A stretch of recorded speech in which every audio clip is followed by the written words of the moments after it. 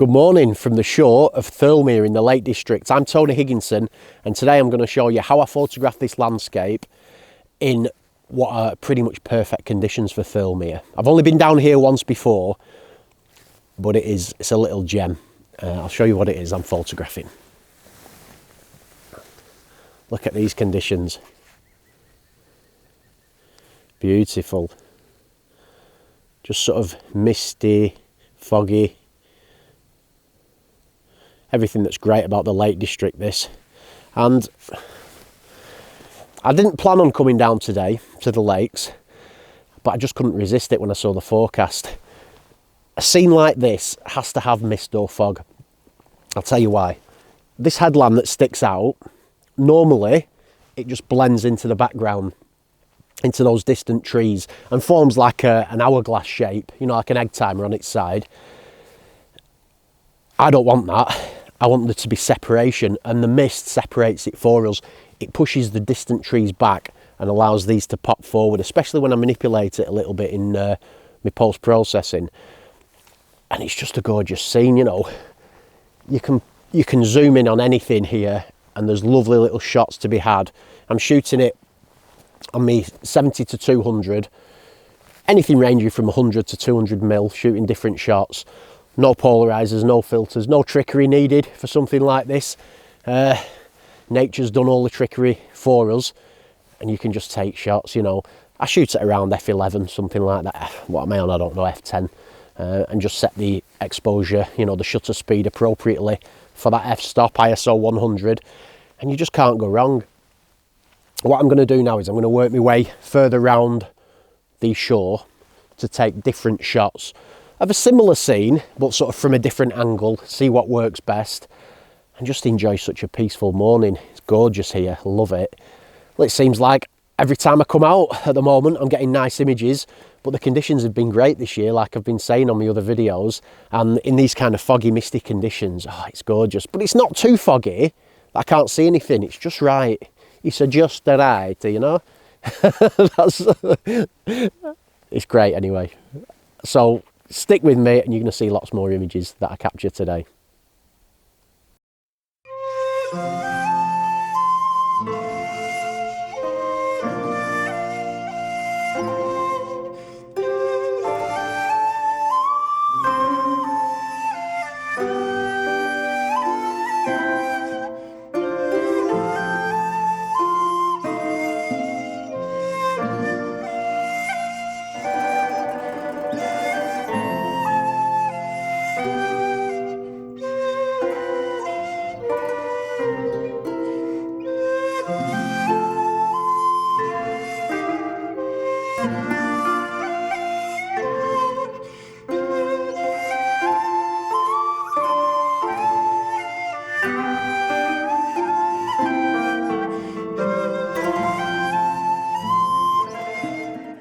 This has been an interesting morning, mainly about failing. It's been best part of a couple of hours since I shot that last piece of video, and I've been taking pictures, I've been working my way along the shore of Thirlmere, and I've just been taking a load of rubbish. I'm just going to grab this shot now, because there is a bit of light appearing now, and that's what I'm waiting for. Basically, I tried lots of different stop-offs, trying to get some shots, nothing was happening, and so I walked up to a place called Harrop Tarn. Never really heard of it before, to be honest, but I thought, a tarn, waterfall, how can you go wrong? Easy. I couldn't work anything out, a good composition there. But what I've done is I've pushed on to the top of the fell, and I've got gorgeous views looking right the way down Thirlmere. I'll show you now. So look at those views there. Beautiful. And this is what I'm waiting to photograph. And I'm waiting for light, really. It's all a little bit flat, but the sky is beginning to break. There are little bits of blue appearing, and the odd little patch of light is sort of shining through. So I'm hoping if I can just get a few spots of boom, you know, it could add real drama to this and sort of really make for a nice image. I've got my 70 to 200 waiting, ready to go straight on. After I've got my wide shot, I'll put my 70 to 200 on, and I'll just be taking little sections of it, zooming in on small parts of the scene. And also there's some wonderful trees behind here. They're like layered, sort of a live pines and dead pines, and they form nice patterns. And I'm just really looking round, seeing what can I do if the light appears, just being prepared and ready to grab the shot. So that's basically what I'm on with now. I'm going to sit on a rock and rest because I'm knackered walking up this fell. Got a right sweat on. But I've had a cold for a couple of weeks, to be honest, and I think it's good to get the blood pumping, and it does help fight a cold off sometimes. I think you can do that, can't you? Sweat it out, providing you've got a strong heart, so I'm all right. And, and that's what I'm going to do anyway. I'm going to crack on and see what happens.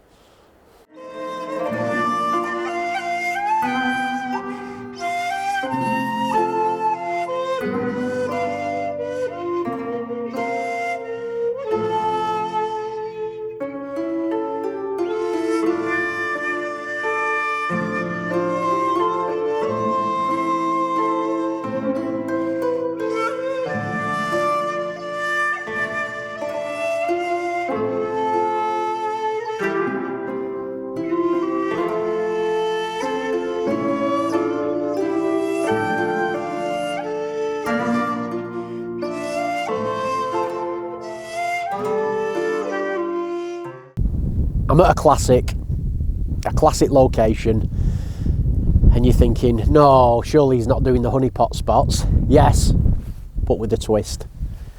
Here we go. Bleat Tarn. Beautiful. Can you guess what I'm going to do? That's what I'm focusing on there. There's my shot. I'm shooting the Langdales reflected in the thin film of water that's formed over the ice. Just something a bit different. I can't just shoot Bleat Tarn, it's shot to death. And I've come here to shoot something else. You're going to see in a minute what I'm shooting. But I couldn't resist stopping and just grabbing something a bit different. This is a real Marmite shot.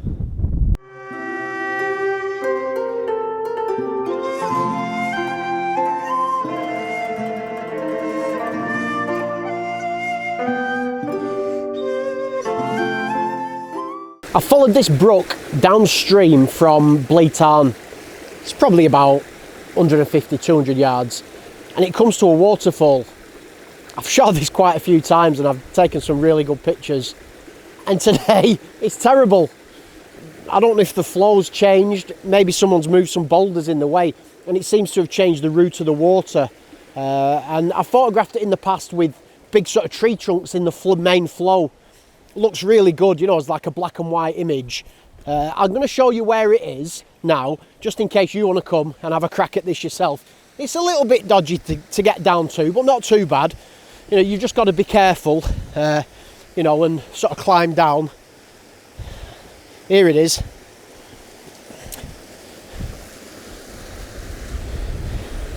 It's here. So Bleat Tarn's up there. We come from there down this path to this waterfall, and it's hard to see, but see that fall in there? That's normally the main fall, but it seems to have been diverted over to this section, which they don't really seem to make great photographs, those two. They're kind of long and skinny. This one always used to be good. Probably if you come when there's more water flowing, this one will kick in and look a lot better. But obviously when there's more water flowing, it makes the actual technical side of it difficult because you've got water spray to deal with. Anyway, I went down, I had a go.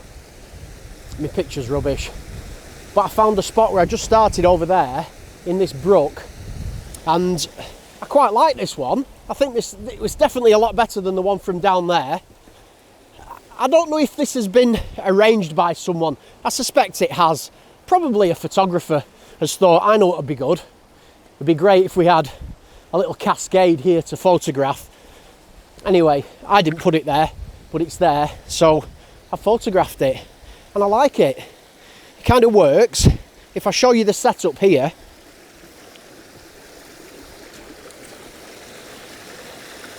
I'm shooting that there, and it's this section.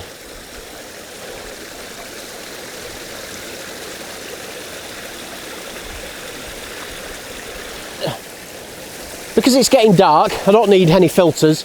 I've got a polarizer on just to take some of the glare and the sheen off the rocks.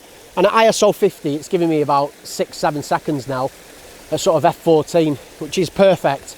It's giving me that milkiness to the water, which this kind of shot needs for me. Some people like it frozen, but for me, I like that smoothness.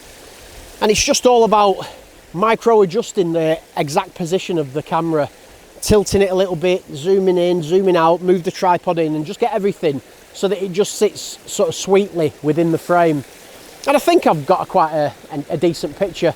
I don't think it's a world beater, but when I started doing these videos, I sort of decided I don't want to be putting average images out, you know, just here's a shot, it's okay, the light wasn't brilliant, so that's as good as I could get. That's not my approach to landscape photography. If that's all that happens, and there have been a few videos where that's happened, I just delete the video, I don't show them, because who's interested in seeing average photographs? So I'd rather try something outside the box, you know, something that's a bit different that people may look at and say, well, I don't like that either. You know, that's fine, but I'm trying something different. So this kind of image, I'd rather have a go at this, and the shot in the Bleeton with the reflection, I'll take a chance.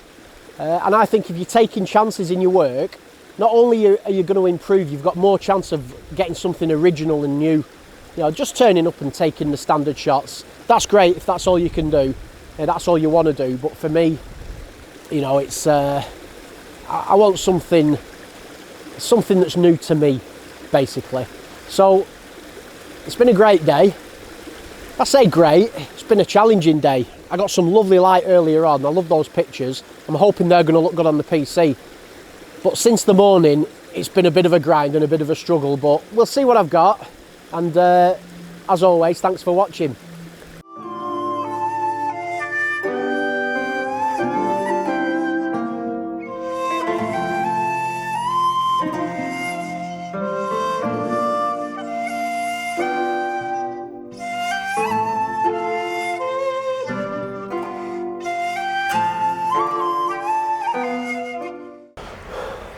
Wow, I was just driving home, well, back to the hotel I'm staying at from Bleeton. I pulled around the road and honestly, I thought, there's a fire. That's what I thought, there's a fire, something's on fire. And it was these mountains lit unbelievably. Look at that. Woo, they're on fire. And they were just glowing. I quickly just pulled over,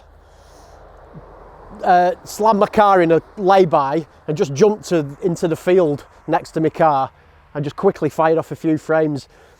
70 to 200, zooming in on the action, getting these fantastic clouds and just the gorgeous orange light. Woo! Good things come to those who wait, and I'm patient, so this is my treat.